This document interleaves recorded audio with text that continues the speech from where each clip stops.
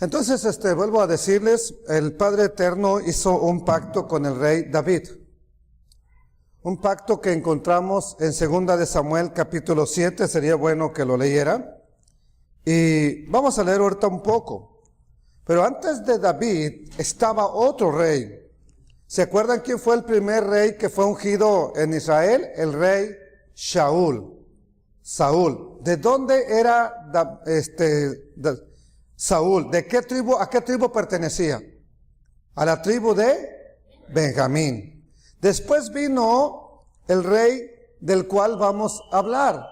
David es ungido por rey. ¿De qué tribu era David?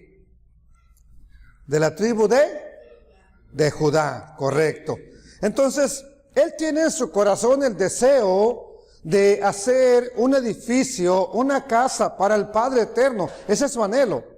Pero ha luchado tanto, ha matado tantas personas, que el Padre Eterno no se lo permite. Le permite reunir los recursos, le permite preparar todo, está bien, pero le hace una promesa. Y hace un pacto con él. Entonces, y vamos a ver cuál es el pacto que se llevó a cabo. Para eso vamos a ver que ya tenemos un pacto con Abraham, un pacto que se transmitió a sus descendientes, y ahora viene un pacto con David. Y vamos a ver cómo lo unimos todo esto. 2 de Samuel, capítulo 7, verso 12. Primero el Eterno le manda a decir que él no le va a levantar la casa, él no va a edificar el templo, que lo hará uno de sus hijos, en este caso Salomón. Pero le dice lo siguiente: y cuando tus días sean cumplidos y duermas o mueras, como es la frase que conocemos, y duermas con tus padres, yo levantaré después de ti a uno de tu linaje, el cual procederá de tus entrañas, y afirmaré su reino. Él edificará casa a mi nombre, y yo afirmaré para siempre el trono de su reino. Yo le seré a él por padre, él me será a mi hijo, y si él hiciere mal, yo le castigaré con vara de los hombres y con azotes de hijos de hombres. Pero mi misericordia no se apartará de él como la aparté de Saúl, al cual quité de delante de mí. Y será afirmada tu casa y tu reino para siempre delante de tu rostro, y tu trono será estable eternamente. Al primer rey, por desobediencias, porque no obedeció a lo que el Padre Eterno le había mandado, lo desechó. Y en lugar de eso, fue por eso que ungieron a David como rey. Pues ahora el Eterno le da una promesa y le dice: contigo no voy a hacer como hice con el primer rey. A tu descendencia, a ese hombre que voy a levantar, a él no le voy a hacer como le hice a Saúl. No le voy a quitar el reino, por lo menos no todo. Entonces, pero sin embargo, viene Salomón y hace todo lo malo que el Padre Eterno había decretado que no se hiciera. Y vamos a ver que eso nos trae la división o la separación de las 12 tribus de Israel. Vamos a hacer un recuento. Primer rey, Saúl, o Shaul, su nombre hebreo. El segundo rey que es ungido es David. El tercero es el gran rey Salomón, que construyó el templo. Nada más muere él, toma el reinado su hijo llamado Roboam. Pero al mismo tiempo se dividen las 12 tribus y se levanta otro reino, que es el reino donde reinó Jeroboam. Es muy parecido los nombres, Roboam, Jeroboam. Uno reina sobre el reino de Israel, sobre la casa de Israel, sobre la casa de Efraín o sobre la casa de Judá. El otro reina en la casa de David, casa de Judá, reino del sur, y también conocido como reino del norte. Entonces, ahí los profetas estuvieron hablando y hablando y hablando contra este reino del norte, porque desde que se separaron, hicieron lo malo. Hasta que al fin fue la destrucción y fueron llevados cautivos. Aquí también, el reino de Judá, el Eterno le habla por profetas, le habla, pero tuvo misericordia de ellos como lo había prometido a David. Después de la vida de David, ¿verdad? El que hereda el trono es Salomón. Se casó con muchas mujeres. Tenía 1000 esposas para todo el año, 1000 mujeres para ser más sensatos, 300 esposas y 700 concubinas. No sé qué hacía el bárbaro para poder estar con ellas todo el tiempo, ¿verdad? Pero pues, bueno, ese es punto y aparte. A cada una le empezó a edificar una casa al Dios de ellas, de las naciones donde venían. Empezó a llenar Jerusalén y la casa del Eterno que él mismo había edificado, la empezó a llenar de ídolos. Eso trae la separación. El Eterno le habla que le va a quitar el reino, pero no se lo va a quitar todo por amor a David y por amor a la ciudad de Jerusalén. Entonces le manda, le advierte, que va a usar un siervo de él, y nos dice en Primera de Reyes 11:9, que es donde está la historia, nos dice: y se enojó el Eterno contra Salomón por cuanto su corazón se había apartado ¿de quién? Del Elohim de Israel, el Dios de Israel como lo conocemos, y que se le había aparecido 2 veces.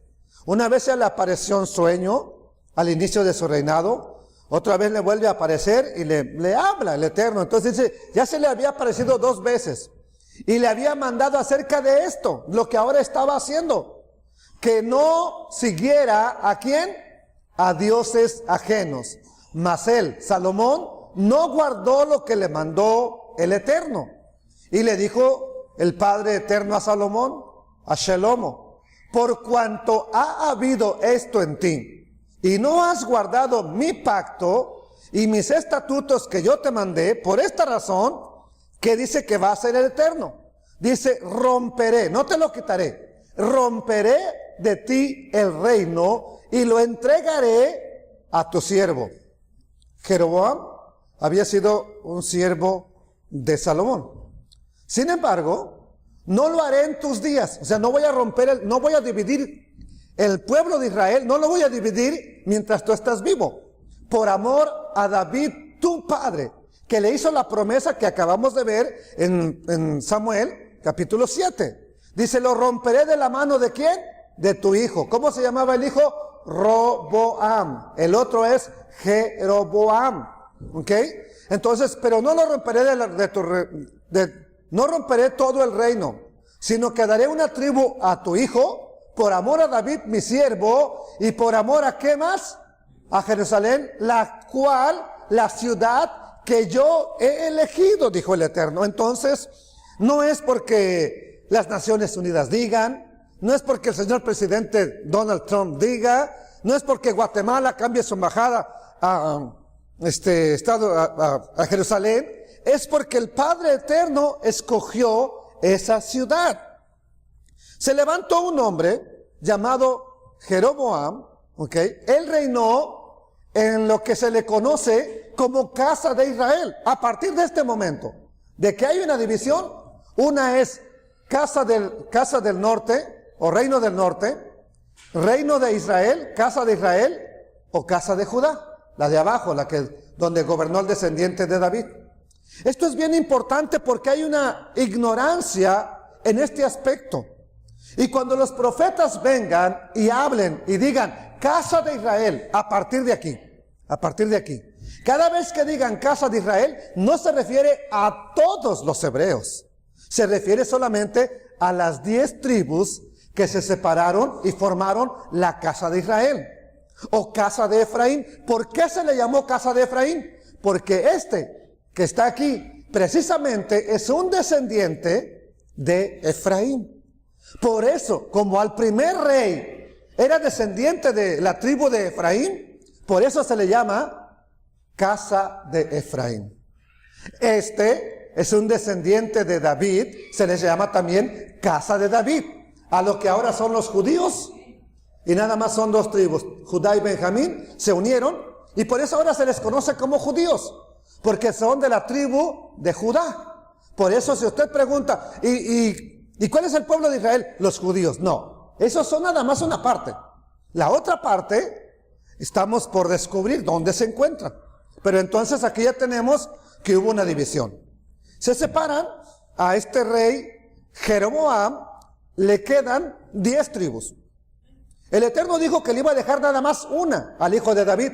Sin embargo, como Benjamín estaba en la mera parte de hasta abajo, junto a Judá, pues ya no podía unirse con los que estaban hasta arriba. Así que se tuvo que unir con Judá y quedaron unidos hasta el día de hoy. Vamos a Primera de Reyes, capítulo 12, verso 20.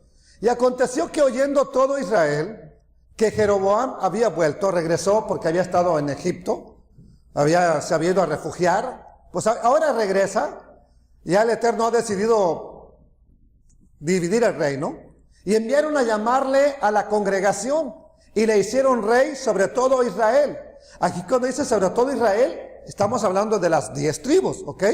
Dice, sin quedar tribu alguna que siguiera la casa ¿de qué?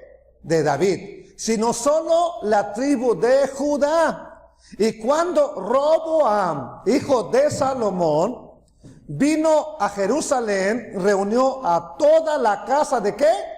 De Judá. Y a la tribu ¿de quién más? De Benjamín, que se unió a la casa de Judá. 180,000 hombres, guerreros escogidos, con el fin de hacer guerra a la casa de... Desde aquí tenemos esto, grábeselo en su mente para el futuro. Cuando usted vea a un profeta que dice, casa de Israel, ¿a quién se está refiriendo esa profecía? A las 10 tribus que se separaron de Judá. Cuando la Escritura diga, casa de Judá, o casa de David, o reino del sur, se refiere nada más a lo que conocemos hoy en día como los judíos. Esto es algo que de verdad me sorprende, que en las iglesias cristianas casi nunca, más bien nunca se enseña de esto.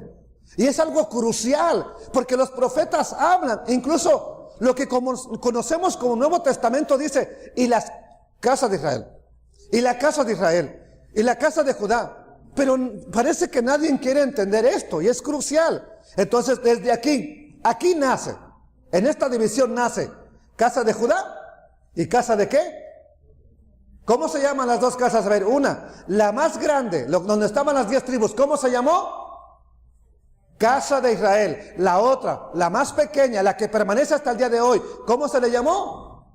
Casa de Judá, que son los judíos. Bueno, entonces, trató de hacer volver el reino, ¿verdad?, del hijo de Salomón, y veamos qué sigue sucediendo. Pero vino palabra del Eterno a Semaías, que era un profeta, un varón de Dios, diciendo, habla a Roboam, al hijo de Salomón, rey de Judá, y a toda la casa ¿de qué?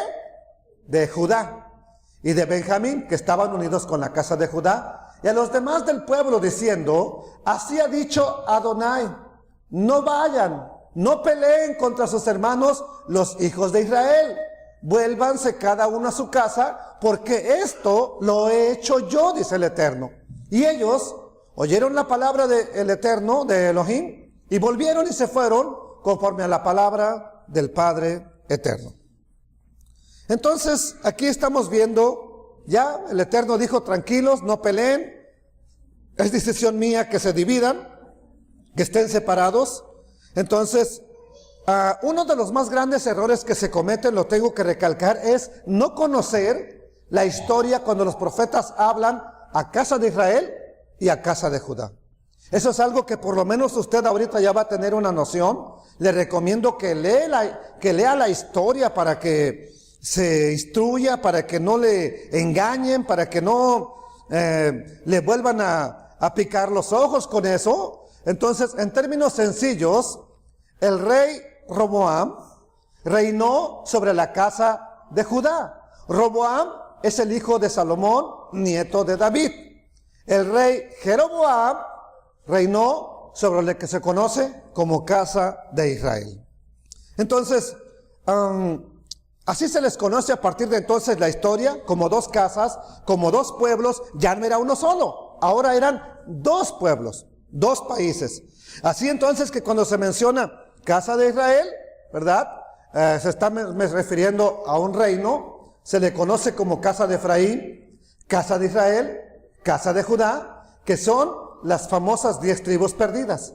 Cuando habla del reino del sur, y estamos hablando de la casa de Judá, o de la casa de David, que son los actuales judíos. Ocurre una dispersión del pueblo de Israel, de las 10 tribus, al separarse, empezaron a hacer lo malo. El primer rey es el primero que prohíbe que se practiquen cosas que tengan que ver con los judíos. Entre ellas, no es que fueran cosas de los judíos, eran cosas ordenadas por el Eterno, pero como había ordenado el Padre Eterno que subieran a Jerusalén a adorar a Dios 3 veces al año, Jerusalén queda en el reino de la casa de Judá. ¿Y qué hizo el primer rey? Pues no quiso que fueran, no los dejaba ir.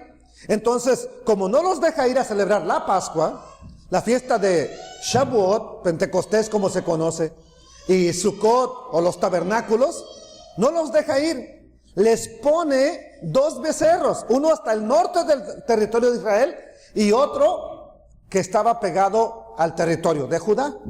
Les hace 2 becerros de oro, ya no uno, ahora 2, y les dice que no vayan. Decide crear, para que me entienda, su propia religión, basado supuestamente en lo que decía el Eterno, pero ahora adorando becerros. Ahora haciendo las fiestas en el tiempo que a él se le estaba ocurriendo. Y quiero decirle, él es el prototipo de la religión de hoy en día. Roma dice que día se celebran las fiestas y todos los demás se le imitan. Todo lo que ellos digan. Si Roma dice que la Pascua cae tal día, todas las demás iglesias, tristemente, están haciéndolo ese día. Pero bueno, ahí empezó la división, ahí empezó algo supuestamente basado en el Padre Eterno, pero adorando lo que no era Dios. Posteriormente el Eterno le envía profetas a este hombre, a Jeroboam, que hizo los becerros de oro, y les dice que se arrepienta porque el Eterno los va a castigar. No hicieron caso. Siguió enviándoles profetas por 200 años. El pueblo no hace caso. Y llegamos a una de las historias donde encontramos la historia de amor sublime. El último de los profetas que le envía para darles un ultimátum, como se dice coloquialmente entre nosotros. El último profeta que les envía es el profeta Oseas. Él va a usar la vida de este hombre para hacerle ver a su pueblo que su pueblo está actuando igual que la esposa del profeta Oseas. Una mujer que era amada, una mujer que tenía el privilegio de estar casada con un hombre del Eterno, pero decide prostituirse, decide irse con sus amantes, decide vivir su vida a su manera, y el Eterno a través de eso habla a su pueblo. Qué triste, qué difícil, la verdad, es hacer un llamado como el del profeta Oseas. A este profeta se le hace un llamado y se le dice que tome por esposa a una mujer que lo va a traicionar. Varones que están aquí y que son casados, ¿quién de ustedes tomaría por esposa a una mujer que le digan, se va a ir con otro? Y vas a tener que pagar por ella para rescatarla y volver a casarte con ella. A ver, levanten la mano quien dice, yo lo haría.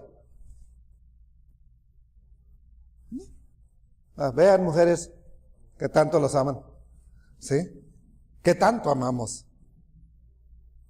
Ese es el amor sublime, porque así hemos hecho nosotros con el Padre Eterno, uno tras de otro. Irnos detrás del trabajo, irnos detrás de los amigos, irnos a la fiesta. Si hay fiesta por allá, nos vamos mejor a la fiesta en lugar de ir al servicio. Hemos hecho lo mismo. Y el Eterno, con amor eterno, nos ha estado llamando. Un día, Gomer, como se llamaba la esposa de Oseas, terminó como esclava cuando ya no servía para más nada.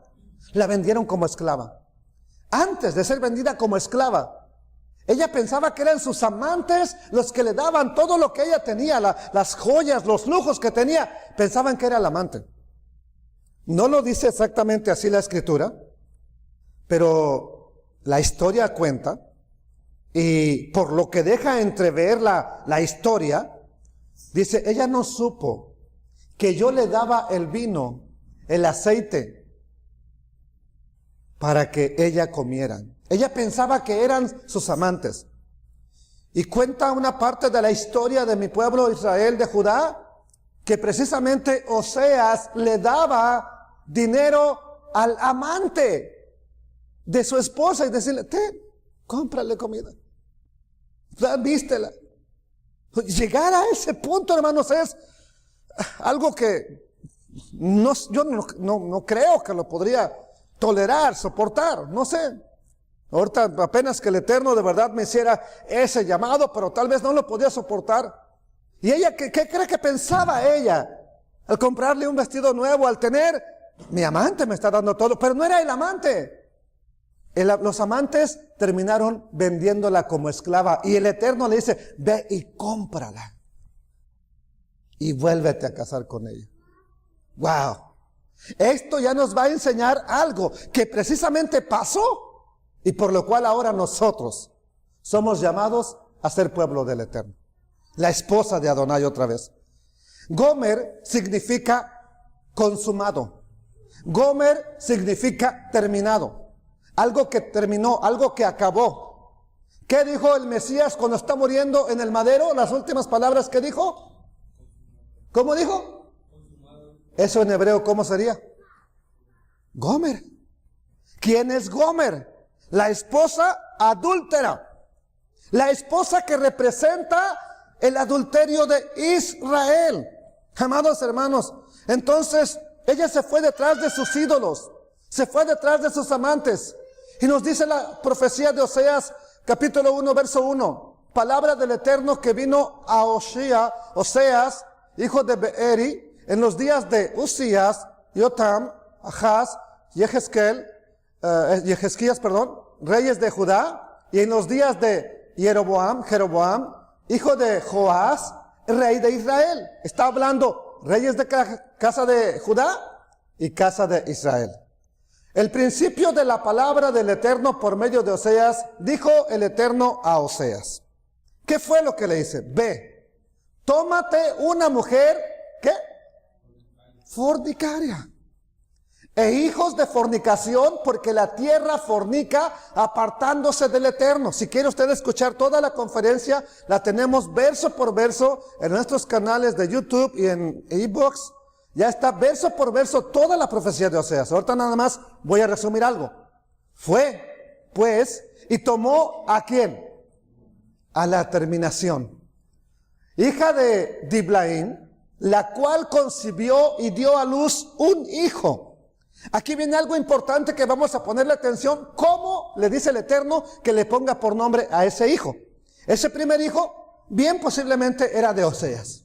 Recién casados, queda embarazada y le dice, ponle por nombre de la siguiente manera. Y le dijo el Eterno, ponle por nombre Jezreel y Israel. Porque de aquí a poco yo castigaré la casa de Jehú por causa de la sangre de Jezreel.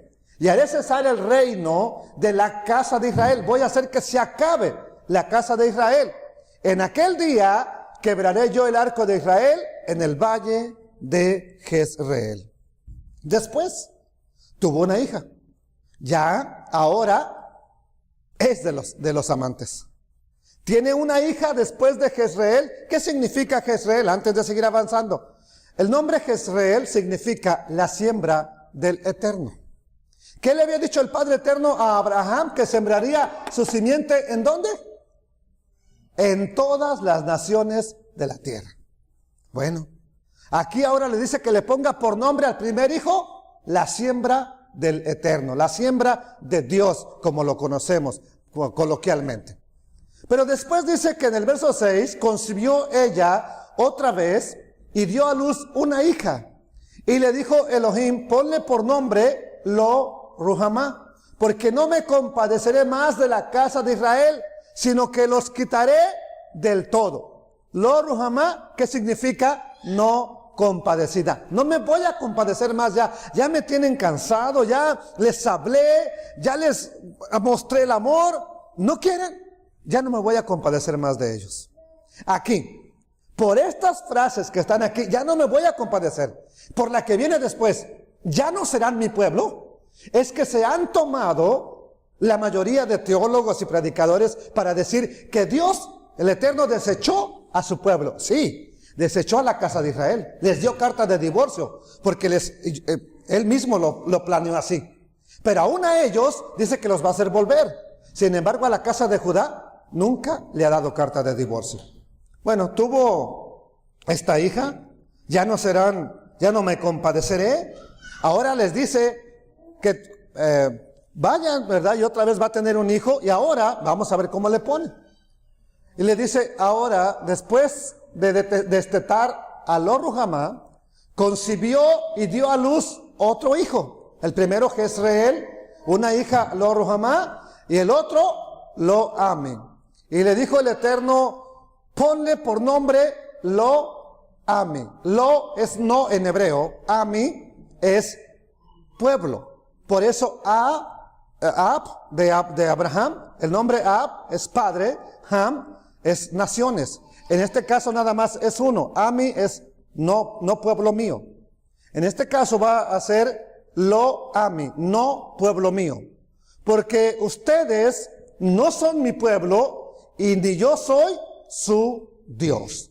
Entonces, Lo Ami no es mi pueblo. Ya no son mi pueblo. Ya no serán mi pueblo. Entonces, porque Israel, la casa de Israel, hablemos claro, ahora que ya conocemos los dos términos, ya no serían su pueblo. Porque vosotros no sois mi pueblo, ¿ok? Ni yo seré vuestro Dios. Verso 10. Con todo, será el número de los hijos de Israel como que otra vez, como la arena del mar, que no se puede medir ni contar. Y en el lugar en donde les fue dicho, ustedes no sois pueblo mío, ahí les volverá a ser dicho, sois hijos del Dios viviente, del Elohim viviente, y se congregarán los hijos de Judá y de las dos casas. Otra vez se congregarán como un solo pueblo y nombrarán un solo jefe y subirán de la tierra. ¿Cuál tierra? Donde han estado dispersados, porque el día de la siembra de Dios es inmensa. Esto es lo que ha sucedido. El Padre Eterno le plació sembrar a su descendencia de Abraham en todos los lugares que usted no tiene idea. Donde usted vaya, hay un descendiente de Abraham. Son como la Coca-Cola, están en todo el mundo. Bueno, ya vimos entonces cómo el profeta Oseas nos representa esa historia. Avanzamos en la historia y dice en el capítulo 8 de Oseas, verso 8, devorado será Israel, pronto será entre las naciones como vasija. Se los van a llevar cautivos, van a ser llevados al exilio, como vasija que no se estima, una olla de barro que usted ya no quiere, bótala, pues se va a quebrar, es más, haz una piñata que la acaben de romper. ¿Ok? Porque ellos subieron a Siria, es el reino que se los llevó cautivos. ¿A qué compara el Eterno a Efraín? A un asno. Pero no un asno cualquiera, un asno montés, lujurioso, que nada más quiere estar encima de las burras, para que me entienda. Es como un asno montés para sí solo. Efraín con salario alquiló amantes. Esa es la característica de Efraín. Comportarse como un asno. ¿Ok? Símbolo de lujuria espiritual que fue detrás de los dioses paganos, que fue detrás de los reyes paganos para decirle ayúdame. Cuando tenían al Todopoderoso que les podría ayudar si no se hubieran apartado de Él. Sin embargo, prefirieron pagarle a los reyes vecinos para que les echaran una mano, supuestamente. ¿Ok? Entonces, existe una ley muy interesante. ¿Con qué comparan a Efraín? Con un asno. Hay una ley muy interesante dentro de los mandamientos del Padre Eterno, lo que se conoce como la Torah. Hay un mandamiento bien importante. Primero es que todo primogénito de hombre, de mujer y de animal tiene que ser dedicado al Padre Eterno. Incluso entre los animales que no son aptos para ser sacrificados, hay uno que se tiene que presentar como primicias para el Eterno. El primogénito del asno. El primogénito del burro. ¿Con qué se tenía que redimir el asno? Porque dijo el Eterno, si no lo redimes, le tienes que quebrar la cerviz. Le tienes que quebrar el cuello, porque ya no serviría para nada. Ahora, ¿con qué ordenó el Eterno que se redima al burro? Con un cordero. Ahora sí vamos a la historia y vamos a recordarnos cuando el Mesías entra a Jerusalén. ¿Quién es el Mesías? Su símbolo de él es un cordero. Va sobre un asno. El cordero sobre el asno. El cordero redimiendo a Efraín para que pueda ser útil para servir al Eterno, porque de otra manera no puede servir para nada a este burro. Le tienes que quebrar la cerviz. Le tienes que quebrar el cuello para que me entienda. Entonces, con esto podemos entender algo bien importante. La entrada del Mesías en un asno, montando un asno, sobre el asno, el que iba sobre el asno. ¿A quién representa el asno entonces? Ya lo dijimos, a las 10 tribus de Israel. El cordero pagando por este asno, para que me entienda. El cordero de Elohim representando lo que redime, a quien redime. ¿A quién está redimiendo? Al que está mezclado entre las naciones paganas. Y de acuerdo a la historia fueron llevadas a Siria, lo que fue la parte de Irak, Babilonia, Europa, África, llegaron a Estados Unidos, llegaron a Canadá, y ya lo probamos hace rato, que incluso llegaron a México también. Bendito el Padre Eterno. Entonces, hay documentales hoy en día que hablan de las tribus perdidas de Israel. ¿Y dónde están? Bueno, podemos ubicar, otra vez aquí le pongo, podemos ubicar por los documentales que existen, donde hay un gran porcentaje de esos descendientes de las tribus de Israel. Y aquí tenemos uno muy importante, pero también hay una gran comunidad de judíos en México. En Estados Unidos no se diga, ¿ok? En Portugal también es importante ver cuánta gente hay, cuántos descendientes. Y bueno, aún en pinturas de piedra, rupestres o antiguas, para que lo entendamos, en pueblos como los incas, como los mayas, se han encontrado caracteres del paleo hebreo, de lo que es el hebreo antiguo. Y los que antes vivían aquí, como los aztecas, no tenían paleo hebreo como su escritura. ¿Por qué entonces se han encontrado piedras talladas con escrituras del hebreo antiguo? ¿Cómo llegaron aquí? ¿Cómo aparecieron? Hay un libro que dice Saliendo del escondite, que está ahí, habla precisamente y tiene las evidencias de todas esas cosas que se han encontrado. Bueno, una de las razones por las cuales el judaísmo no cree que el Mesías, el Salvador que nosotros tenemos, que ya hemos reconocido que Él es, que Él sea el Mesías, es porque una de las profecías que tiene que cumplir, de acuerdo a la profecía, el Mesías tiene que levantar el tabernáculo caído de David. Tiene que reunir a las 12 tribus. Y en la casa de Judá, el Mesías no ha hecho nada de eso. No hizo nada de eso. Pero yo le puedo probar que Él sí lo llevó a cabo y lo está cumpliendo. ¿Por qué? Porque todos los que son ovejas oyen su voz y lo... Ahora, si usted no es descendiente directo de judíos, entonces usted es uno de los descendientes de las 10 tribus que oyó su voz y lo está siguiendo. ¿No está entonces juntando a las 12 tribus? Sí.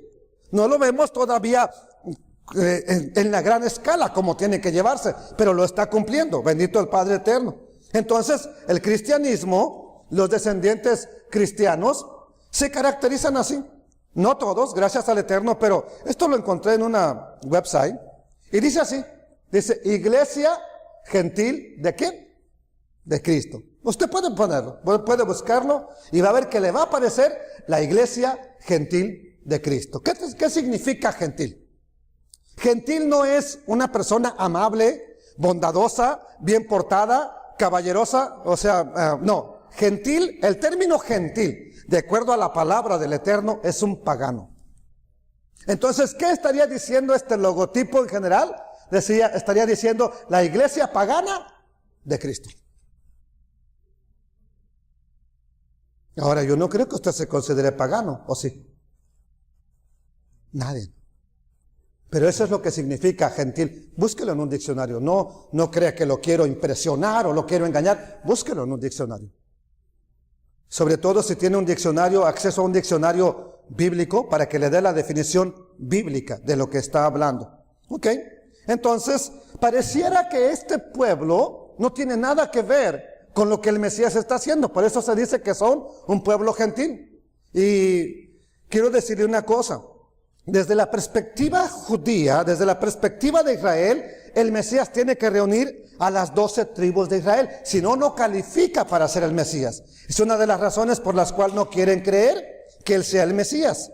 Entonces, David guardó el pacto del Eterno. David siguió al Eterno, y para que no se apagara la lámpara de él, es por eso que Judá quedó en pie, no porque sea lo mejor de los seguidores del Mesías, del Eterno.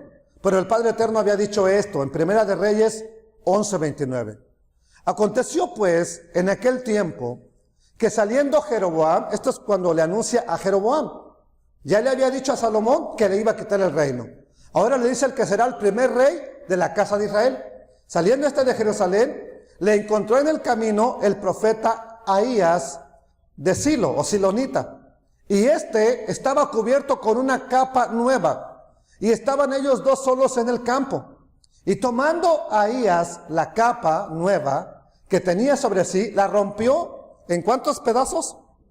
12 pedazos. Aquí vuelve a aparecer el número 12. ¿Y qué sucedió? Y dijo a Jeroboam: toma para ti los 10 pedazos, porque así dijo el Eterno Elohim de Israel. He aquí yo rompo el reino de la mano de Salomón, y a ti te daré 10 tribus, no 11, 10.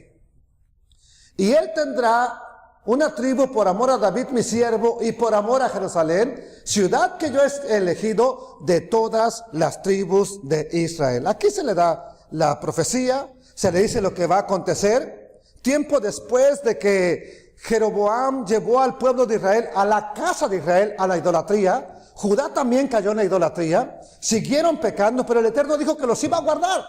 Él se encargó de decirle que los iba a guardar. Entonces, a Judá también le manda profetas, le manda sus siervos a que prediquen. El ultimátum se lo da con el profeta Jeremías. El profeta que tanto les predicó y les predicó y les predicó, no lo quisieron escuchar. Se llevaron cautiva la nación de Judá, el pueblo de Judá, la casa de Israel ya tenía tiempo que estaban cautivos. No regresaron, ya no volvieron. Estos van 70 años al cautiverio en Babilonia. Después de ese tiempo se les permite regresar y son llevados, ¿verdad?, lo que es ahorita Irak. Ahí es cuando se cumple lo que estábamos viendo de Abdías, que los de Esaú se pararon en los caminos e incluso ayudaban. Aquí están unos, vengan, llévenselos, para que los arrestaran, para que se los llevaran. Entonces, estaba profetizado que el pueblo estaría 70 años allá. El pueblo por fin regresó un día de Judá. No todos, unos no quisieron, pero la mayoría que quiso regresaron por manos de lo que sería Esdras, Nehemías, Zorobabel, que son los que volvieron a reedificar el templo donde ya hace su aparición el Mesías años después. Bueno, regresan, se da la reforma, regresan porque el Eterno lo permitió.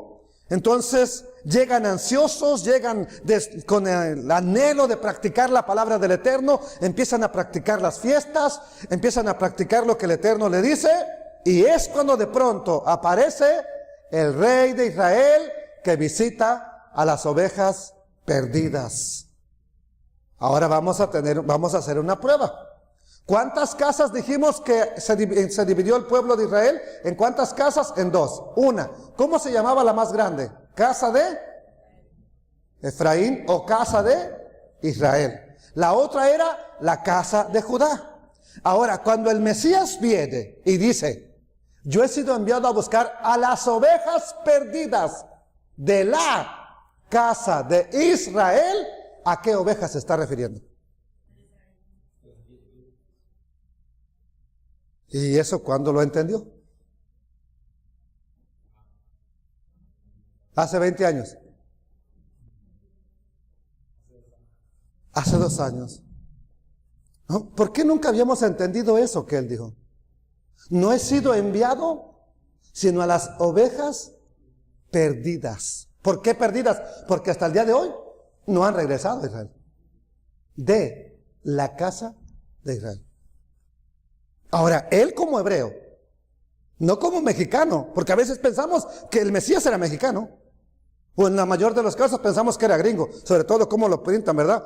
Como anglosajón, bien guapo, bien rubio, ojos azules, chinitos y toda la cosa. Y la gente piensa que era anglosajón, americano. Ok, quitémonos esa idea. Entonces, él es un hebreo. Él conoce la historia de Israel, conoce la división. Él conoce que su pueblo se dividió en 2 pueblos. Casa de Israel y casa de Judá. Ahora, cuando él como rabino, como maestro de la palabra dice, vine a buscar las ovejas perdidas de la casa de Israel, ¿qué está queriendo decir? Dígamelo. ¿Qué está afirmando?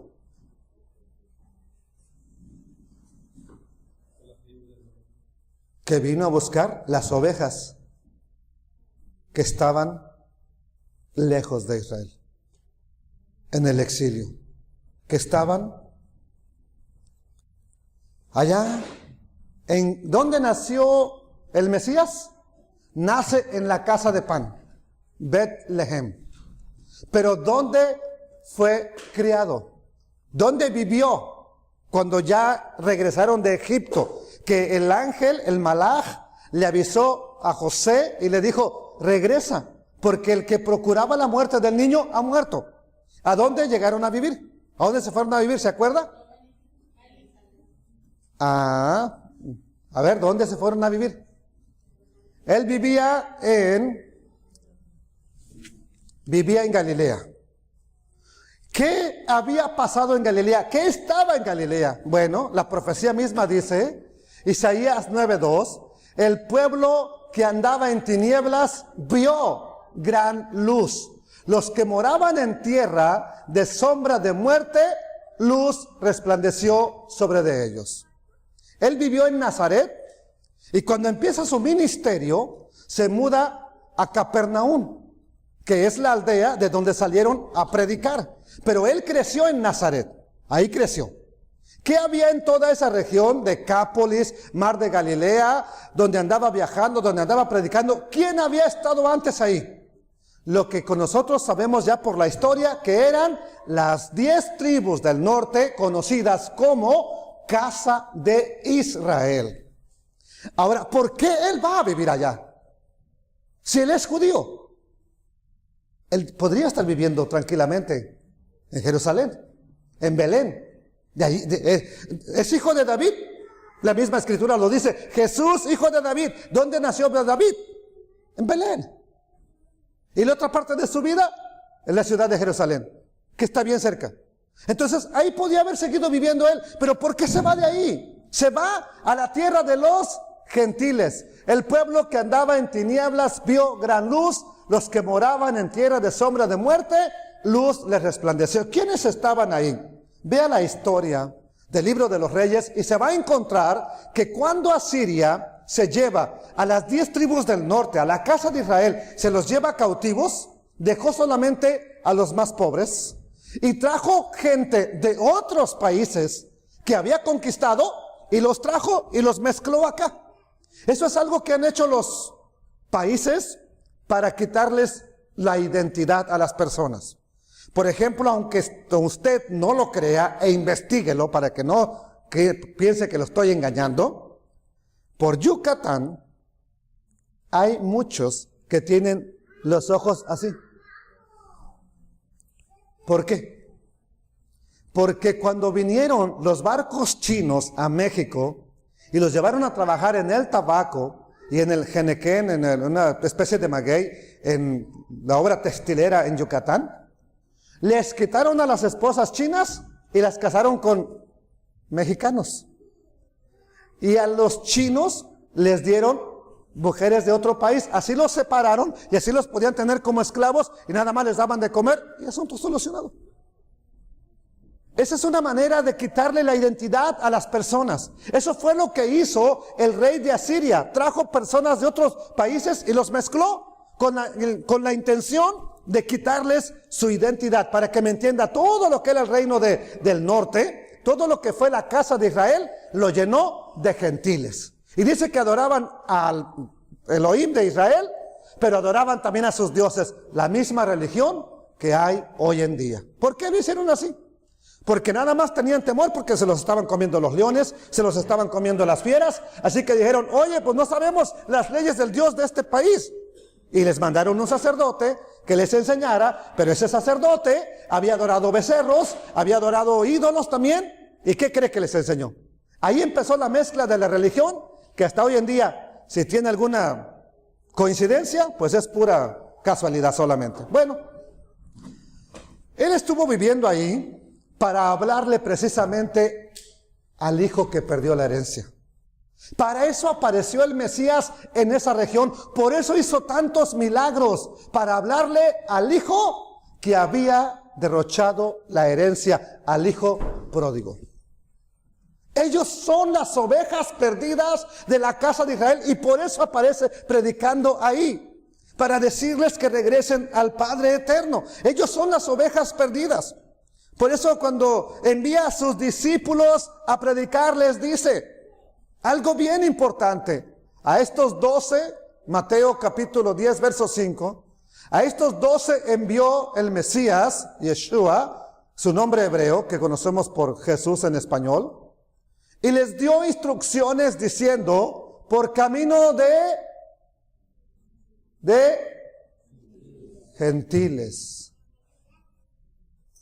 ¿No que vino a desechar a los judíos y agarrar a los gentiles? Si él dice a sus discípulos, no vayan a los gentiles. Les dice, por camino de gentiles no vayan. O dice que sí vayan. No vayan. Y en ciudad de samaritanos no entren, sino id antes a las ovejas perdidas de la casa de Israel. Y yendo predicad diciendo, el reino de los cielos se ha acercado. Ahora, el Mesías, la única vez que parece que sale del territorio de Israel, anda en la región de Sidón y Fenicia. Y estando ahí se le acerca a una mujer que empieza a gritarle, Yeshua ben David, Jesús hijo de David. Ahora, ¿usted cree que un sirio va a pedirle ayuda a un descendiente de David? No.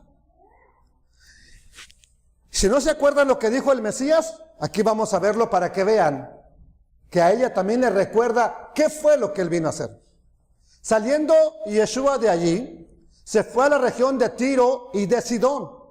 He aquí una mujer cananea, no hebrea, cananea, que había salido de aquella región, clamaba diciéndole, Señor, hijo de David, ten misericordia de mi hija. Ten misericordia de mí, perdón. Mi hija es gravemente atormentada por un demonio. Aquí el problema es que ella está reclamando una promesa que era para el pueblo de Israel. Ella no lo es, ella era cananea. Y le está diciendo, hijo de David. Escúchame a mí. Por eso es que él dice lo siguiente. Mi hija es gravemente atormentada por un demonio. Pero el Mesías, Yeshua, Jesús, No le respondió palabra. Es más, él no le dice nada. Son los discípulos los que le dicen, ya dile algo, hombre. Él no le dice nada a la mujer. Él se queda callado. La oye que va gritando. Entonces, acercándose sus discípulos, le rogaron diciendo, despídela, córrela, dile que se vaya. Viene haciendo un alboroto detrás de nosotros. ¿Nunca lo ha perseguido su mujer a usted? Reclamándole. Cuidado porque todos los vecinos se van a dar cuenta, ¿ok? Bueno, pues imagínese esta mujer gritando y gritando, Jesús, hijo de David, ten misericordia de mí. Señor, hijo de David, ten misericordia de mí. Ya, Señor, viene gritando, despídela. Bueno, él responde, despídela, pues da voces, viene gritando tras nosotros. Él respondiendo dijo, no soy enviado sino a las ovejas perdidas de la... ¿Quiénes son para él? ¿Quiénes son para él las ovejas perdidas de la casa de Israel? Los que estaban perdidos. Exactamente los que estaban perdidos. Entonces ella vino y se postró ante él diciendo, Señor, socórreme.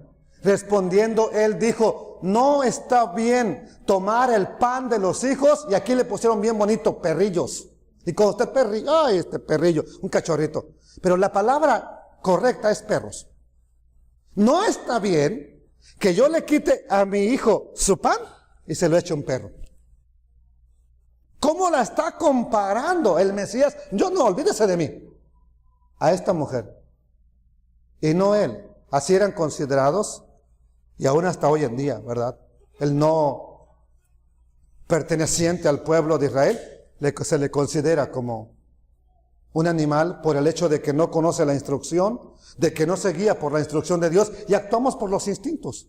Muchas de las veces, así se actúa. Entonces dice, no está bien tomar el pan de los hijos y echarlo a los perros. Aquí viene entonces la pregunta para que volvamos a analizarla. ¿Quiénes son la casa de Israel? Yeshua era un judío. Estaba lleno del Espíritu Santo. Guardaba el día de reposo. Comía alimentos kosher. Observaba las fiestas y vino por las ovejas perdidas de la casa de Israel. Esto lo sabemos. Esto nos lo han dicho, esto lo hemos leído, son pasajes que les acabo de leer, que los hemos leído una y otra vez. El problema es que como nunca nos han enseñado quién es casa de Israel y quién es casa de Judá, nos pasa de noche lo que él dijo. No lo comprendemos porque no sabíamos o no conocemos los términos casa de Judá, casa de Israel. Y por eso no lo entendemos. Por eso no lo captamos. Entonces, ¿quién es la casa de Israel? ¿Se acuerdan? Casa de Israel es los que se separaron, que su primer rey fue Jeroboam. También se conoce como casa de David, se conoce como Samaria, se conoce como Efraín, y fue llevada cautiva a Asiria año 721 antes del Mesías. Casa de José también, perdón, así se conoce, ¿ok? Fueron llevados cautivos por Asiria, no a Asiria, a todo el imperio. Por eso después Pablo, cuando anda predicando, los encuentra aún en Macedonia, en Atenas, en Corinto, en Grecia, hasta allá se encuentran regados ya. Y cuando él quiere ir a Asia, el Espíritu le dice no. ¿Por qué lo lleva para aquel lado? Porque allá había ovejas perdidas de la casa de Israel. Por eso precisamente. Entonces, sigamos adelante en nuestra historia. Él viene entonces con la misión de rescatar ¿a quién? A los que estaban perdidos. Al reino que ya no existía, al reino que se le dijo, ya no serán mi pueblo. Ustedes ya no van a ser compadecidos, ya no me voy a compadecer de ustedes. Pero a los que se le dijo, no serán mi pueblo, en el mismo lugar se les volverá a decir, ustedes son pueblo del Eterno. También está profetizado. Entonces la pregunta es, ¿por qué el Mesías no le hace caso a esa mujer que solamente le pide un milagro? ¿Por qué le dice, no está bien tomar el pan de los hijos y dárselo a los perros? ¿Quería humillarla? ¿O quería solamente hacerle ver que tiene una misión que tenía y que tiene que cumplir. Él mismo, la misma palabra nos dice, al que a mí viene, no le echo fuera. Ve, no importa si eres descendiente de Israel, descendiente de Judá, descendiente de los incas, ve a Él, no te va a desechar. Pero Él tiene una misión que cumplir y es parte del plan y el propósito del Eterno. Entonces ella le dijo lo siguiente, la mujer le contesta lo siguiente: sí, Señor, pero aún los perros comen de las migajas que cae de la mesa de sus amos. Entonces respondiendo Yeshua, el Mesías, dijo: oh mujer, grande es tu fe, hágase contigo como quieres. Y su hija fue sanada desde aquella hora. Pero antes le explicó que él viene o que venía a buscar las ovejas perdidas de la casa de Israel. Este nombre que encontramos aquí, ya no está, estaba en el otro texto, Yeshua, ¿ok? Significa salvación. Él es el que se casó con la mujer adúltera. Su nombre, Osías, significa salvación. Y cuando el ángel anuncia el nacimiento del Mesías, la traducción que tenemos es una transliteración del griego, Jesús, que ya lo tradujeron como Jesús. Pero su nombre es hebreo. Él no era mexicano para llamarse Jesús. Él no era de América Latina. Él no era español para que se llamara Jesús. Como hebreo que era, tenía un nombre hebreo. Y el ángel le tuvo que haber dicho que le pusieran un nombre hebreo. Lucas 1:30. Entonces el mensajero, el malaj, el ángel, como dicen la traducción más popular, le dijo: no temas, María, porque has hallado gracia ante Dios, ante el Eterno. Mira, vas a concebir en tu vientre y darás a luz un hijo, y le pondrás por nombre, su nombre hebreo, Yeshua. El ángel no le dijo que le pusiera Jesús. No, pero es que yo así lo tengo en la Biblia. Ok, no te estoy diciendo nada. Pero esa es una traducción de otra traducción de otra traducción. Eso no es como se llamaba. O no es como se llama. Pero es malo entonces. Bueno, nomás te estamos presentando la evidencia. Cuando el ángel también le habla a José, el que fue esposo de María, le dice lo mismo. Y dará a luz un hijo, esa mujer con la que te tienes que casar, dará a luz un hijo y llamará su nombre Yeshua, porque él salvará. Yeshua significa, o el nombre completo, Yehoshua, el Eterno salva. El Eterno trae la salvación. Y le vas a poner Yeshua, Yehoshua, porque él salvará. ¿A quién? ¿A quién va a salvar? Bien importante, salvará a su... Ahora, aquí, parados en una iglesia, en una congregación, ¿quiénes son pueblo de Dios? Todos. Parados con el ángel que le está hablando a José, cuando él le dice, él salvará a su pueblo. ¿De qué pueblo está hablando? Israel. Exacto. ¿Por qué entonces nos han ocultado eso? ¿Por qué entonces no nos hablan de eso? Amados hermanos, cuando él va camino a Emaús, dos de los discípulos, uno era su tío, Cleofas, esposo de una de sus tías. ¿Ok? Cleofas. El otro discípulo van ahí y él se acerca con ellos porque los ve tristes y les dice, ¿qué son estas pláticas que tienen entre ustedes? ¿Eres tú el único forastero que no sabe lo que ha acontecido? Hace ya 3 días que murió Jesús de Nazaret, Yeshua de Nazaret. Nosotros creíamos que Él era el que nos había de salvar, el que nos había de librar. Pero hace 3 días que esto pasó, y aunque unas mujeres han dicho que lo vieron resucitado, pero bueno, no creemos eso. Vamos a ver qué les dijo. Lucas 24:25. Entonces Él les dijo, oh insensatos y tardos de corazón, para creer todo lo que los profetas han dicho, el Mesías tiene que morir. No era necesario que esta palabra Cristo es Mesías, no significa crucificado ni nada. Esta palabra es ungido, y ungido es lo mismo que Mesías, solamente que esto es griego y esto es la traducción del hebreo. Y siempre le llamamos Cristo, o se le llama Cristo, Cristo, Cristo, Cristo, pero igual, Él no es griego, Él no era griego. Bueno, no era necesario que el Mesías padeciera estas cosas y que entrara en su gloria. Y comenzando desde la Torá, desde lo que es Génesis, ¿ok? Y siguiendo por todos los profetas, les declaraba en todas las escrituras lo que de él decían. Precisamente, una de las profecías de las que les habrá citado, no dije que les citó, que les habrá citado, es esta que vimos hace unos momentos. Y derramaré sobre la casa de David y sobre los moradores de Jerusalén espíritu de gracia y de oración, y mirarán a mí, a quien traspasaron, y llorarán como se llora por un hijo unigénito, afligiéndose como se afligen, como si a alguien se le muriera su primer hijo, para que me entiendan. Un gran dolor. Bueno, otra de las profecías que se conoce en la iglesia, que todos la conocen, es Isaías 53:1.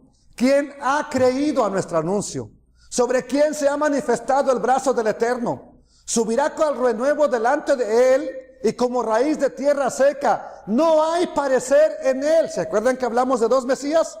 Uno que tiene las características de José, que es despreciado. Otro, las características de David. No hay parecer en él, ni hermosura.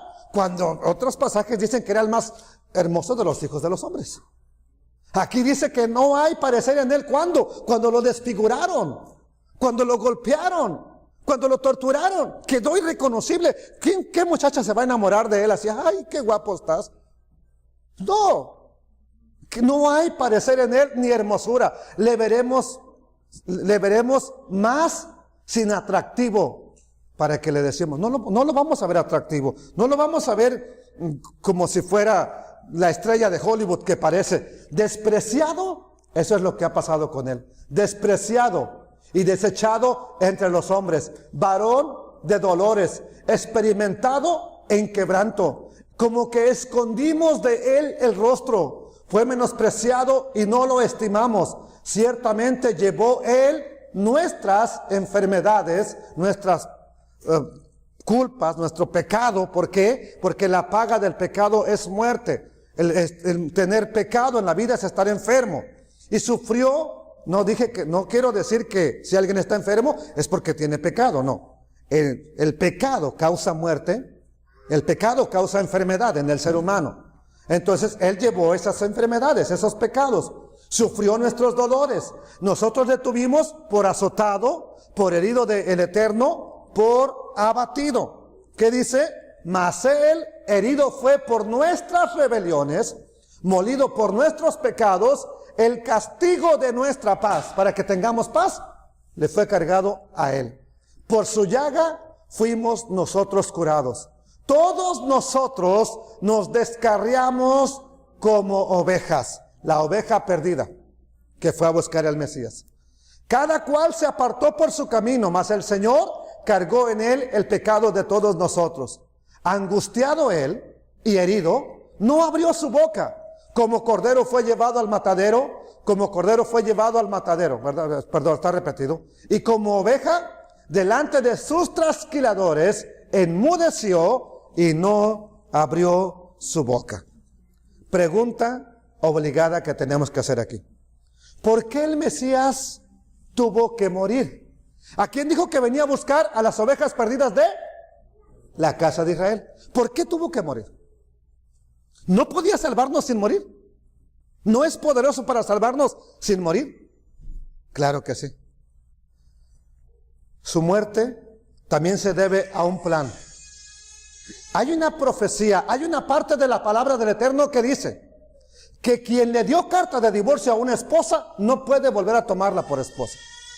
Y él mismo que dio las leyes no puede hacerlo.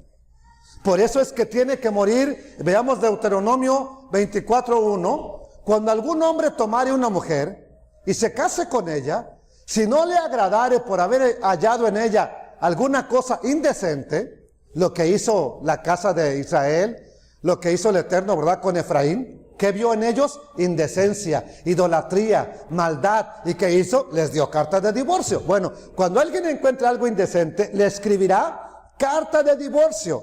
Se la entregará en su mano y la despedirá de su casa. Salida de su casa, ella puede ir y casarse con otro hombre. Pero si la aborreciere este último y le escribiere carta de divorcio, ¿qué pasa con el primero que era su esposo? Y se le entregare en su mano y la despide de su casa, o si hubiera muerto el postrer hombre que la tomó por mujer, no podrá. Su primer marido, el que era su primer esposo, no puede volverla, no podrá su primer marido, que la despidió, volverla a tomar para que sea otra vez su esposa. No puede volverla a tomar como mujer, después que fue envilecida, porque es una abominación delante del Eterno, y no has de pervertir la tierra que el Eterno, tu Elohim, te da. Bueno, ya la despidió, ya le dio carta de divorcio, ahora no puede volverse a casar con ella. ¿Qué dice el libro de Romanos que tiene que ocurrir para que la mujer quede libre? Que muera, ¿quién? El esposo. En este caso viene el Mesías y muere. Y muere, y al morir la mujer, que ya no puede tomar por esposa, queda libre. Pero resucita y él es el nuevo hombre. Él es el nuevo rey, él es el nuevo Mesías que tenemos, él es la nueva creación. Y ahora, si puede entonces volver a tomar a esa mujer que le dio carta de divorcio sin violar su misma ley que él dio.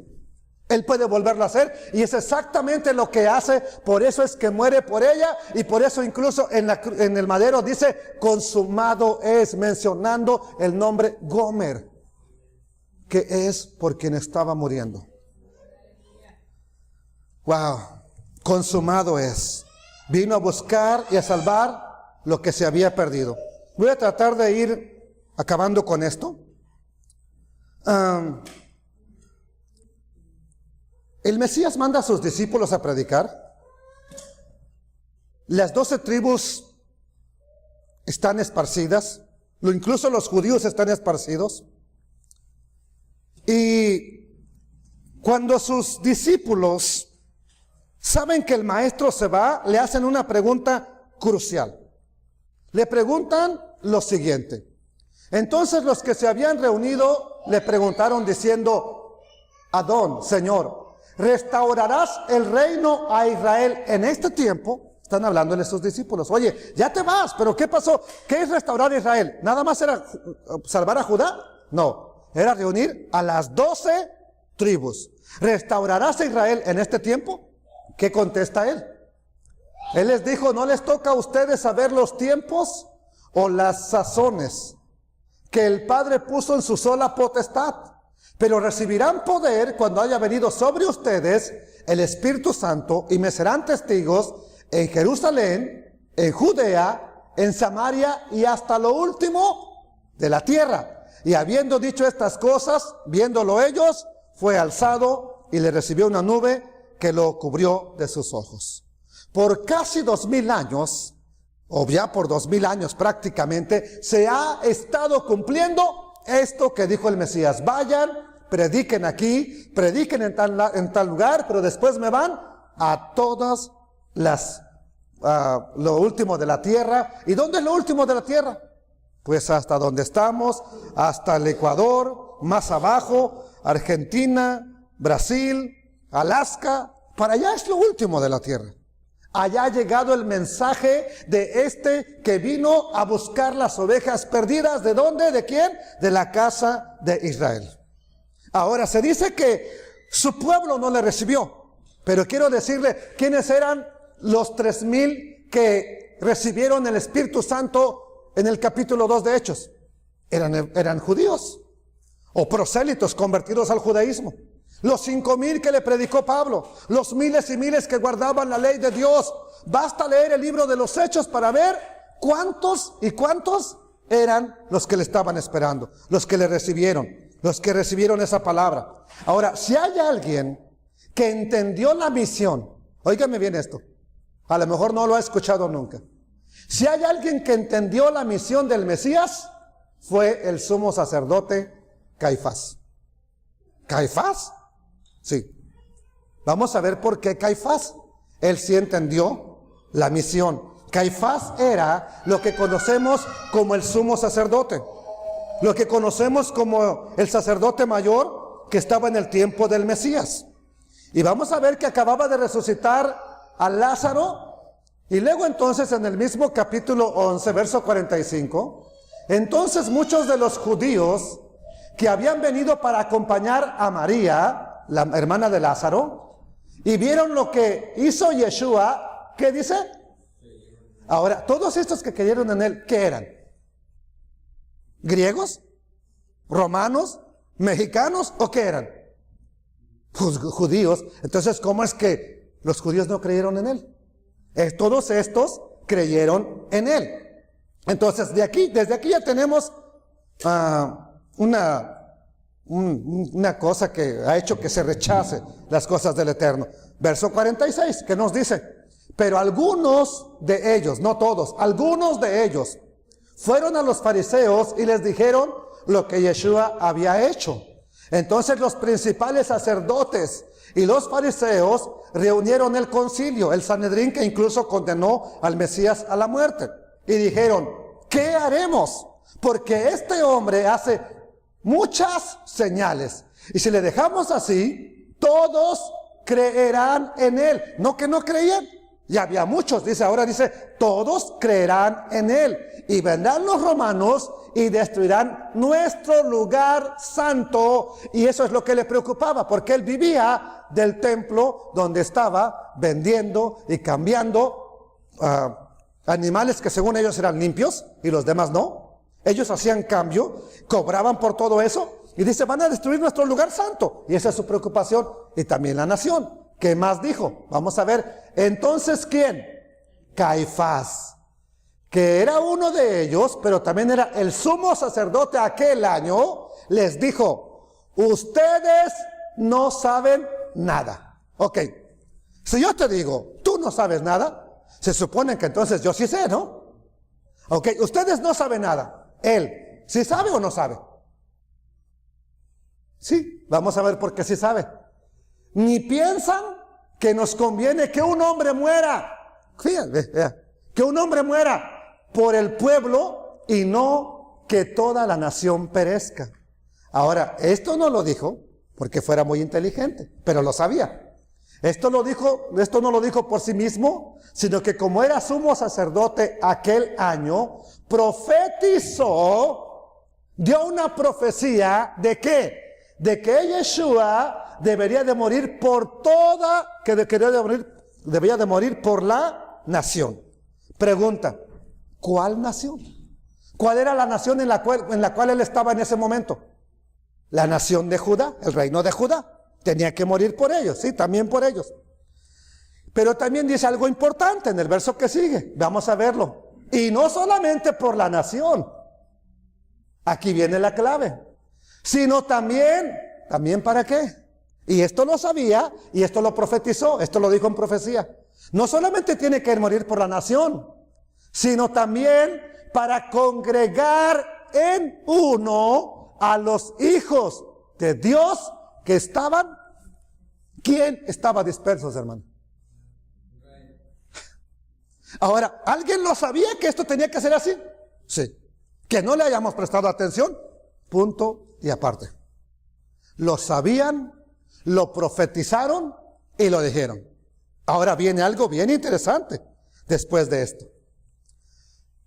¿Quiénes son los que estaban dispersos?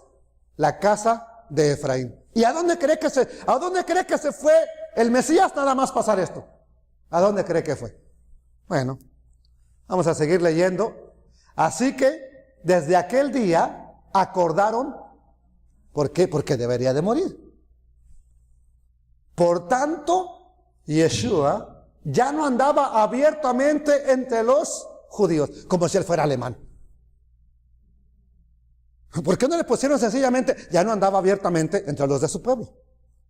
¿Por qué le tuvieron que poner a fuerzas el término peyorativo, despreciativo? Ya no andaba abiertamente entre los judíos, como si él fuera alemán, como si él fuera brasileño.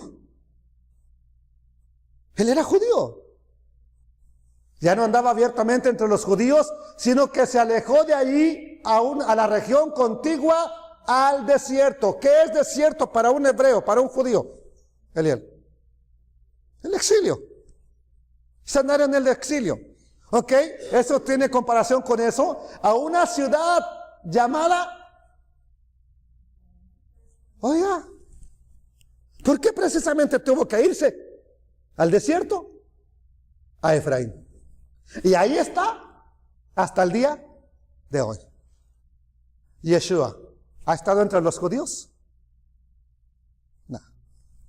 ¿Qué está buscando entonces? ¿A quién ha estado buscando? Y es para que nos llenemos de orgullo. Yo sí soy el verdadero pueblo de Dios. No, Señor. No te jactes. Porque si las ramas naturales fueron desgajadas, algunas, dice, para que tú fueras injertado, poderoso es el Eterno para cortarte a ti y volver a injertar las ramas naturales. Pero desgraciadamente eso que se nos advirtió en Romanos es lo que ha llenado nuestro corazón de orgullo, y gritamos y decimos, yo sí soy el verdadero pueblo de Dios. Tengamos mucho cuidado. Ahí se quedó hasta el día de hoy. ¿Coincidencia? ¿O todo es parte del plan del Eterno, amados hermanos? Ahora, ¿qué dijo el Mesías? Hablándole a los judíos. Tengo también otras ovejas que no son de este redil. ¿De dónde? ¿De dónde él era? Judá. Tengo otras ovejas que no son de este redil. A aquellas les voy a hacer una iglesia aparte. No dice les voy a ir a hacer una iglesia. No dice les voy a hacer un reino aparte. A aquellas también las debo traer. ¿A dónde? A un solo redil. Porque no hay dos pueblos, no hay dos iglesias. No hay dos pueblos escogidos. Aquellas también debo traer, y oirán mi voz, y habrá ¿cuántos rebaños? No que la iglesia de nosotros es una, aquella iglesia es otra, y aquella iglesia es otra. ¿Quién inventó eso? Exacto. Y el hombre tiene un corazón engañoso y perverso. ¿Quién lo conocerá? Hay un solo pueblo, no importa a dónde tú vayas. ¿Quieres reconocer esto? Busca al Eterno Elohim de Israel. Habrá un rebaño. ¿Cuántos? ¿Y cuántos pastores? Ahora, ¿esta se la inventó él? ¿O también está profetizado? También está profetizado. Ya voy a acabar, tranquilos, denme. Como quiera, ahorita ya se me pasó el hambre. Ezequiel 37:15. Vino a mí palabra del Eterno diciendo, hijo de hombre, toma ahora un palo y escribe en él para Judá. O sea, que es para Judá. Y para los hijos de Israel, sus compañeros, los que se unieron con Judá. Escribe que es para ellos. Toma después otro palo y escribe en él para José. José es la otra casa. Y dice, palo de Efraín. Y para toda la casa de Israel, sus compañeros, las 10 tribus. Júntalos luego el uno con el otro, para que sean uno, y serán uno solo en tu mano. ¿Ok? Y los palos en que escriba, esas... Ok, ¿cuál era el? Serán uno en tu mano, verso 18. Ok, y cuando te pregunten los hijos de tu pueblo diciendo, ¿no nos enseñarás qué te propones con esto? Diles, así ha dicho Elohim el Eterno. He aquí, yo tomo el palo de José que está en la mano ¿de quién? De Efraín. ¿A quién le fueron pasada la bendición? A Efraín. Y a las tribus de Israel sus compañeros. Y los pondré con el palo de Judá, y los haré un solo palo, y serán uno en mi mano. Ok, sigue diciendo lo siguiente. Y los palos sobre los que escribas estarán en tu mano delante de sus ojos, y les dirás, así ha dicho Elohim el Eterno. He aquí, yo tomo a los hijos de Israel de entre las naciones a los cuales fueron. Ahora, aquí, para el tiempo de Ezequiel ya están separados. Cuando dice a los hijos de Israel, ¿a quiénes se refiere? A las 10 tribus del norte. O sea, que dice que están entre las naciones a las cuales fueron, y los recogeré de todas partes y los traeré a su tierra, y los haré una nación en la tierra, en los montes de Israel, y un rey será a todos ellos por rey. Nunca más serán en las que se habían dividido. Van a ser un solo país, una sola nación, ni nunca más serán divididos, ¿en qué dice? En dos reinos, nunca más. Bueno, entonces ya aquí lo vemos profetizado. Ahora, dos palos. Por medio de la cruz, derribó la pared intermedia de separación y abolió la enemistad que había entre los dos pueblos, y de ambos hizo uno. Dos palos. ¿Será coincidencia con el madero donde fue muerto nuestro Mesías? Serán divididos. Fueron divididos, las dos casas de Israel. Pero dice, toma un palo para Judá y sus compañeros, toma otro para Efraín, José y sus compañeros, únelos. Y los dos serán uno solo en tu mano. Por medio de ello los voy a unir. El Mesías también dijo esto. Juan 7:33. Entonces el Mesías Yeshua dijo, todavía un poco de tiempo estaré con ustedes e iré al que me envió. Vamos a ver si los líderes entendieron la misión o estaban igual que nosotros.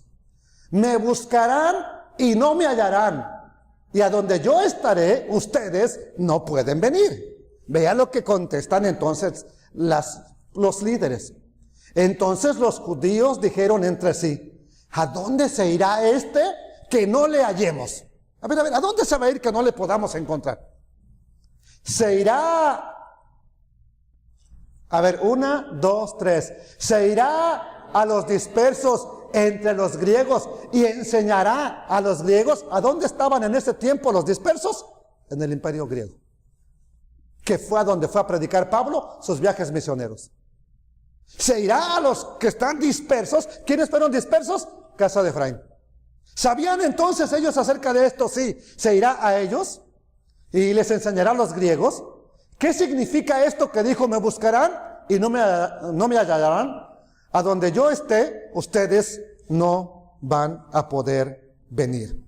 A donde yo esté, ustedes no van a poder llegar.